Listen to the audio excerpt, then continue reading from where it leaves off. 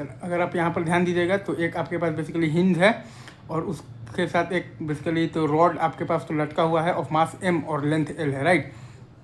Rod आपके पास दिया हुआ है कि यूनिफॉर्म है और एक पार्टिकल बेसिकली तो रॉड पर स्ट्राइक कर रहा है बेसिकली हिंज से बेसिकली x डिस्टेंस पर, राइट।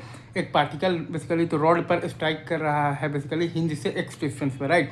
और वो पार्टिकल का मास m है और वो बेसिकली u स्पीड से आ रहा है। वो पार्टिकल का मास m है और वो बेसिकली u स्पीड से आ रहा है और वो बेसिकली तो रॉड पर स्ट्राइक बेसिकली तो कर रहा है बेसिकली हिंज से डिस्टेंस x है। और जो कोलिजन हुआ है उसका आपको दे रखा है बेसिकली तो कोफिशिएंट ऑफ द रेस्टिट्यूशन दे रखा है e है, ठीक है। जो कोलिजन हुआ है उसका तो कोफिशिएंट ऑफ द रेस्टिट्यूशन दे रखा है कि e है, राइट।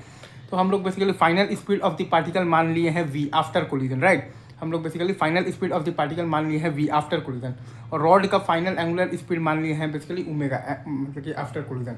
रॉड का फाइनल एंगुलर स्पीड मान लिए हैं omega after collision.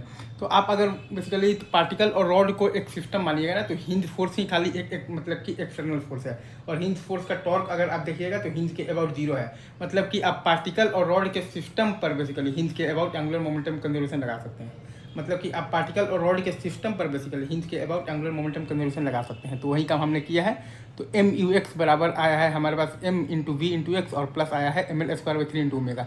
M U X बराबर आया है m into V into X और प्लस आया है M L square by 3 into omega, right. और अब ई आपके पास क्या होता है, velocity of the separation by velocity of the approach. तो वेलोसिटी ऑफ अप्रोच तो आपके पास है u, राइट। तो वेलोसिटी ऑफ अप्रोच तो आपके पास है u और वेलोसिटी ऑफ द सेपरेशन अगर आप देखिएगा ना तो रॉड का वो पॉइंट जो कि हिंज से x डिस्टेंस पर है उसका स्पीड क्या होगा आपके पास बेसिकली ओमेगा x। तो रॉड का वो पॉइंट जो कि हिंज से x डिस्टेंस पर है उसका स्पीड है आपके पास बेसिकली ओमेगा x और पार्टिकल का फाइनल स्पीड है आपके पास बेसिकली v।